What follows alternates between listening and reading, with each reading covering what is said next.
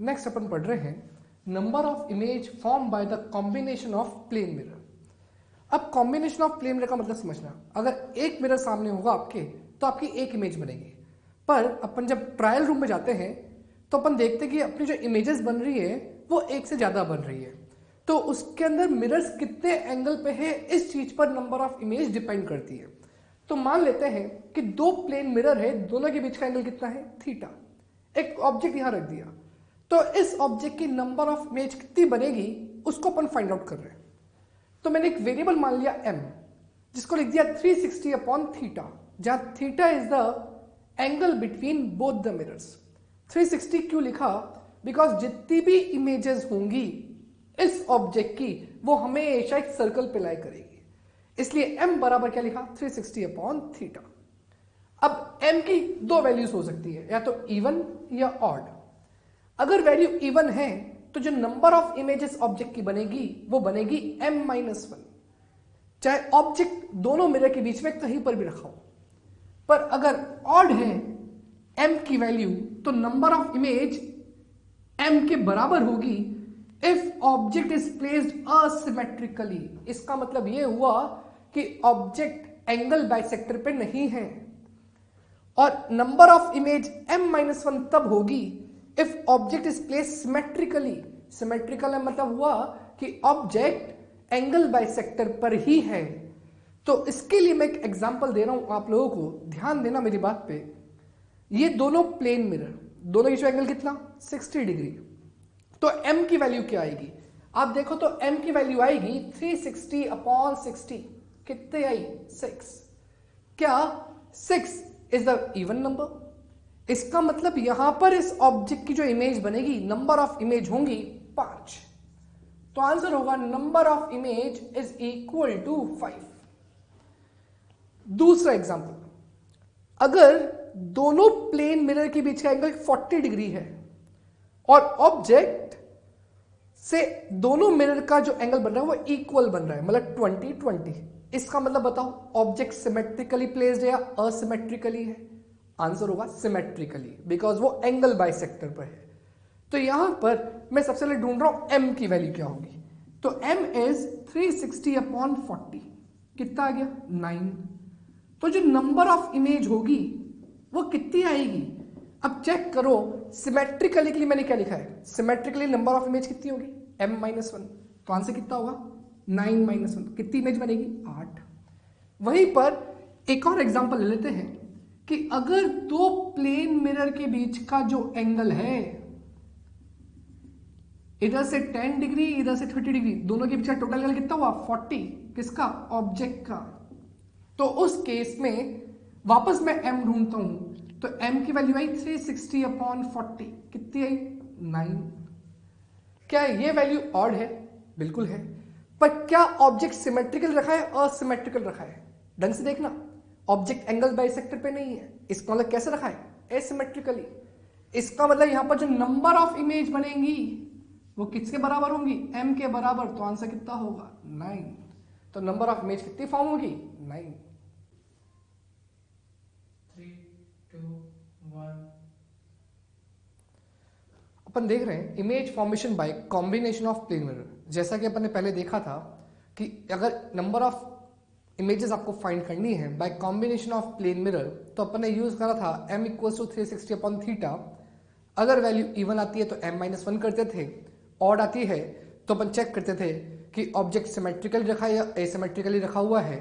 अब उसी मेथड के आगे अपन एक मेथड और सीख रहे हैं। उसका इसलिए आवश्यकता पड़ी क्योंकि अगर m की वैल्यू डेसिमल्स में आ जाएगी, जो कि ना ही इवन हो ना ही ऑड हो, तब अपन क्या करेंगे। तो समझना, एक एग्जांपल देके इस चीज को समझा रहा हूं। दोनों प्लेन मिरर, इन दोनों प्लेन मिरर के बीच में टोटल एंगल है 60 डिग्री।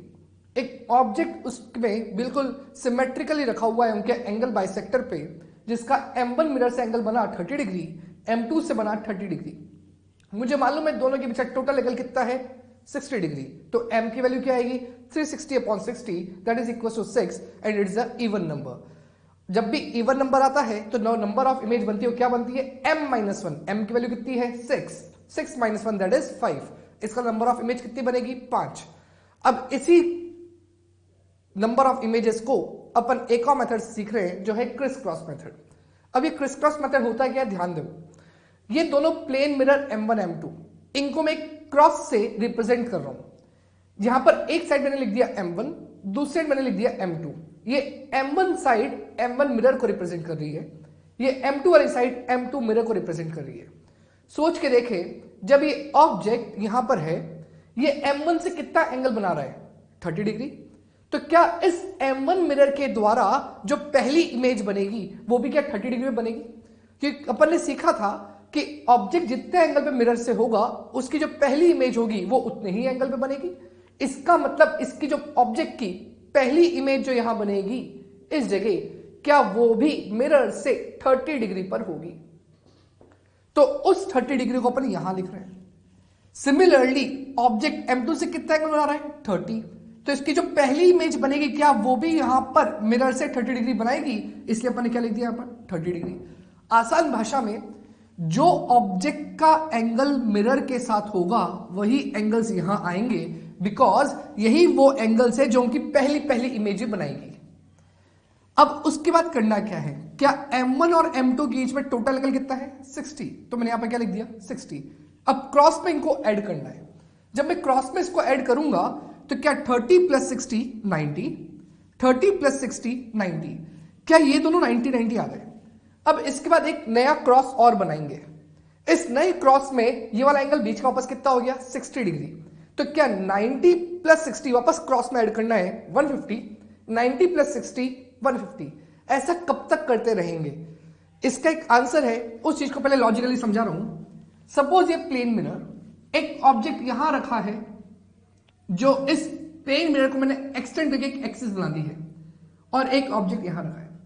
अगर मैं इसको 0 डिग्री मानता हूं और इसको 180 डिग्री मानता हूं, तो इन दोनों ऑब्जेक्ट्स की इमेजेस ये मिरर कभी नहीं बना सकता, बिकॉज ये दोनों ऑब्जेक्ट्स उसकी एक्सिस पर हैं, उसके फ्रंट साइड में नहीं है।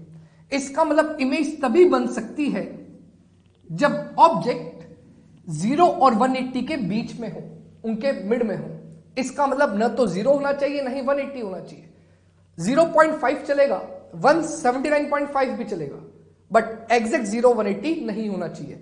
इसका मतलब जब भी ऑब्जेक्ट इस रीजन में होगा उसकी इमेज हमेशा बनेगी। इससे ये मतलब कंक्लूजन निकलता है कि ये जो एंगल्स आ रहे हैं ये एंगल्स हमेशा 180 से छोटे होने चाहिए और 0 से बड़े। तो यहां पर साफ दिखाई दे रहा है 0 से तो बड़े हैं, पर अपन अगर इसके आगे एक क्रॉस और बनाते हैं और इसको लिखते हैं 60, तो चेक करो 150 प्लस 60 210, 150 प्लस 60 210। क्या ये दोनों एंगल ही 180 से बड़े आए हैं? इसका मतलब इन दोनों की इमेजेस नहीं बनेंगी। इसलिए अपन वहां तक ही लिखेंगे जहां तक एंगल 180 से छोटा रहे। तो मैं यहां पर लिख रहा हूं ये जो दोनों एंगल्स हैं ये लेस देन 180 होने चाहिए। इसके अंदर एक और चीज चेक करनी है, जो ये लास्ट 3 एंगल्स आए हैं इन 3 एंगल का सम करें। अगर ये सम 360 के बराबर आता है तो जो नंबर ऑफ इमेज होंगी वो टोटल -1 होंगी। अब मैंने वर्ड बोला टोटल -1। टोटल का मतलब क्या, इनको काउंट करेंगे 1 2 3 4 5 6, तो ये टोटल 6 इमेजेस है और अपने को क्या करना है उसमें से -1। तो यहां क्या लिखूंगा मैं, टोटल -1, दैट इज 6 - 1 5। और अगर ये सम 360 नहीं आया, या तो 360 से छोटा आया या 360 से बड़ा आया, उस केस के अंदर नंबर ऑफ इमेज टोटल के ही बराबर आएगी, उसमें -1 नहीं करेंगे। तो अपने को क्या बात याद रखनी है, 2 चीजें। क्रिस क्रॉस कब तक करेंगे, जब तक एंगल 180 से छोटा रहे, बराबर भी नहीं होना चाहिए। और लास्ट 3 एंगल का सम, जो सम अगर 360 आया तो टोटल -1, सम 360 से कम या ज्यादा हुआ तो इन नंबर ऑफ इमेज टोटल के बराबर।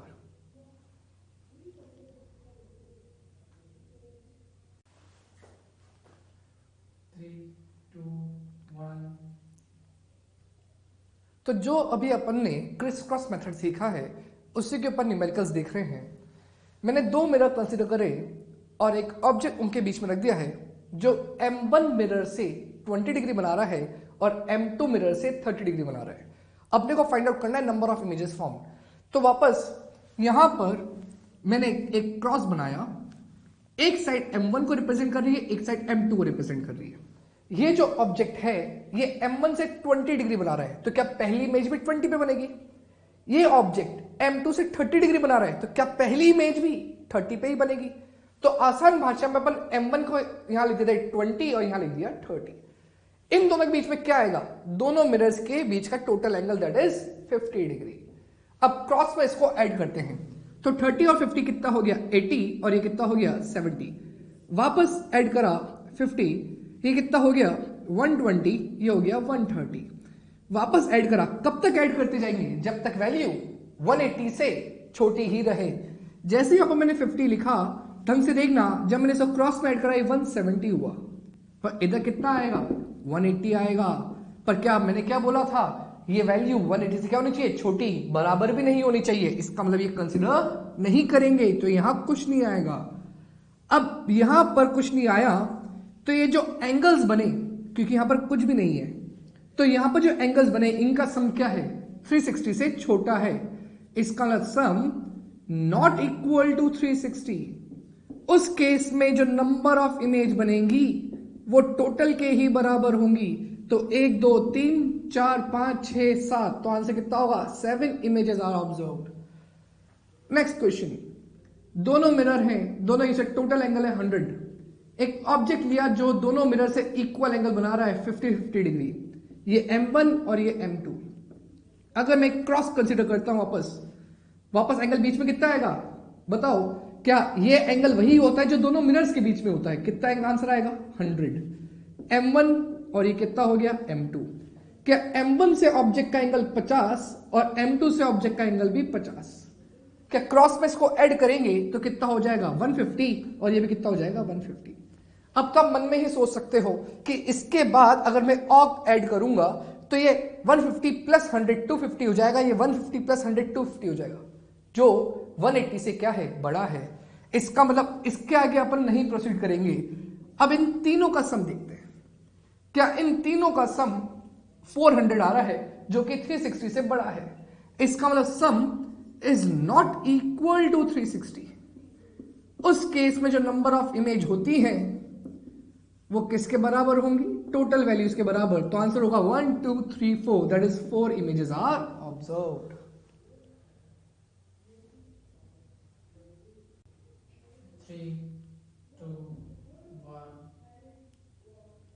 हाँ जी, तो मेरा क्वेश्चन बहुत ध्यान से सुनना और समझना और सोच के आंसर देना। Two mirrors are parallel to each other and an object is placed in between them. Find the number of images formed. क्या सोचते हो आप? आंसर क्या होगा?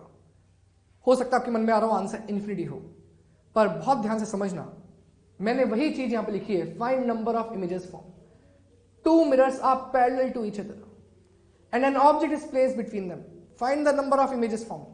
अगर आप इस केस में भी अभी आप ऐसा बोलते हैं कि यहां पर जो नंबर ऑफ इमेजेस फॉर्म्ड है वो इन्फिनिटी है, तो बात गलत है। अगर तुम ढंग से देखो तो यहां पर जो भी रेज यहां जाएंगी इस ऑब्जेक्ट से मिरर पे जाएंगी और टकरा के रिफ्लेक्ट होके वो ऊपर की साइड जाएगी। तो क्या इस मिरर की रिफ्लेक्टेड रे कभी भी दूसरे मिरर को मिल सकती है या नहीं मिलेगी? कोई भी रेज बना दो, आपके मन में जो आ रहा है वैसी रेज बना दे। एक रे और अपन ने बना दी। क्या यहां से सारी रे की जो इमेजेस हैं वो इमेज तो ऑब्जेक्ट एक है और प्लेन मिरर एक है, तो इमेज तो एक ही बन रही है यहां पर इस side because of this plane mirror. पर क्या ये रिफ्लेक्टेड रे कभी भी इस मिरर के लिए इंसिडेंट होंगी? बिल्कुल भी नहीं होंगी। इसका मतलब ये जो इमेज है, ये इमेज को मैं I1 कहता हूं, क्या ये इमेज I1 कभी इस मिरर के लिए ऑब्जेक्ट जैसा बिहेव करेगी? बिल्कुल नहीं। इमेज ऑब्जेक्ट तभी बनती है दूसरे मिरर के लिए जब पहले मिरर की रिफ्लेक्टेड रे दूसरे मिरर की इंसिडेंट रे बन जाए। गौर करना मेरी बात पर, पहले मिरर की रिफ्लेक्टेड रे दूसरे मिरर की इंसिडेंट रे बन जाए। अगर ऐसा हो जाएगा तो ये इमेज इस मिरर के लिए ऑब्जेक्ट होगी। पर क्या यहां पर ये रिफ्लेक्टेड रे इसके लिए इंसिडेंट रे बन रही है? नहीं। इसका मतलब ये इमेज इस मिरर के लिए ऑब्जेक्ट नहीं होगी। वहीं पर इस मिरर की बात करें तो यहां से ये रिफ्लेक्टेड रे कुछ ऐसे चली जाएगी। क्या ये रिफ्लेक्टेड रे कभी भी पहले मिरर के लिए इंसिडेंट हो पाएगी? बिल्कुल भी नहीं। सेकेंड मिरर की रिफ्लेक्टेड रे पहले मिरर के लिए कभी इंसिडेंट नहीं हो पाएगी। इसका मतलब ये जो इमेज I2 है ये भी इस मिरर के लिए ऑब्जेक्ट की तरह बिहेव नहीं करेगा। इसका मतलब इस क्वेश्चन का अगर आंसर पूछा जाए कि कितनी इमेजेस फॉर्म हुई तो मैं आंसर बोलूंगा 2। तो आंसर होगा 2 इमेजेस फॉर्म्ड। अब आपके मन में क्वेश्चन आ रहा होगा कि इन्फिनिटी कब बनता है? इन्फिनिटी तब बनता है जब दो मिरर्स एक दूसरे के पैरेलल रखे हों, ऐसा कुछ, और एक दूसरे के सामने भी हो। ऑब्जेक्ट जब उनके बीच में रखा जाएगा तो क्या एक ही रिफ्लेक्टेड रे दूसरे के लिए इंसिडेंट होगी? तो पहले वाले की इमेज दूसरे वाले के लिए ऑब्जेक्ट की तरह बिहेव करेगी। सिमिलरली यहां पर भी ऐसे ही होगा। तो अब देखिए यहां पर मल्टीपल रिफ्लेक्शंस हो रहे हैं, और क्या एक मिरर की रिफ्लेक्टेड रे दूसरे के लिए इंसिडेंट है, दूसरे की रिफ्लेक्टेड रे पहले के लिए इंसिडेंट है। इसका मतलब यहां पर एक दूसरे की इमेज अदर मिरर के लिए ऑब्जेक्ट की तरह बिहेव करती जाएगी और मल्टीपल इमेजेस बनती जाएंगी। इसीलिए ट्रायल रूम में जब आप दो मिरर्स के बीच में होते हो तो आपकी जो इमेजेस बनती हैं वो इनफाइनाइट बनती हैं। अब उसी कंसेप्ट पर एक क्वेश्चन और करा रहा हूं। Find the distance of first 3 images from M2 mirror form by it only. Question का मतलब है कि अगर ये M1 मिरर और ये M2 मिरर, इस M2 मिरर के द्वारा और M1 मिरर के द्वारा बहुत सारी इमेजेस बनेंगी, बिकॉज ये दोनों एक दूसरे के पैरेलल भी है और आमने सामने भी है। अपने को बताना है कि M2 मिरर से जो इमेजेस बनी है उसमें पहली 3 इमेजेस के डिस्टेंस क्या होंगे। तो इसको करने का एक बहुत आसान सा तरीका है, वही क्रिस क्रॉस मेथड जो भी अपन ने सीखा था।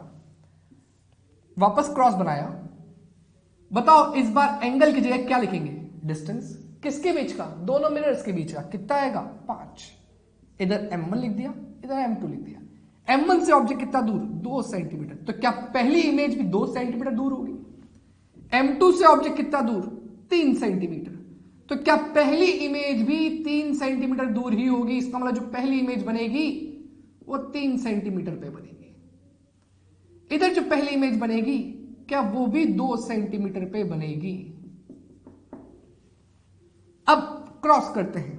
क्या ये 8, ये 7, वापस 5, ये 12, ये 13। यहां पर ये नेवर एंडिंग प्रोसेस है, बिकॉज इमेज कितनी बनेगी? इनफाइनाइट। और यहां पर कोई एंगल्स का सम नहीं देखना, बिकॉज ये एंगल्स है ही नहीं। ये सब क्या है? डिस्टेंस। पर अपने से क्या पूछा गया है कि पहली 3 इमेज का डिस्टेंस क्या होगा? तो ये M2 के द्वारा पहली इमेज है, फर्स्ट इमेज। ये M2 के द्वारा सेकेंड इमेज है, ये M2 के द्वारा थर्ड इमेज है, और ये सारे डिस्टेंस M2 से ही आ रहे हैं। तो आपका आंसर होगा 3, 7, 13 रेस्पेक्टिवली।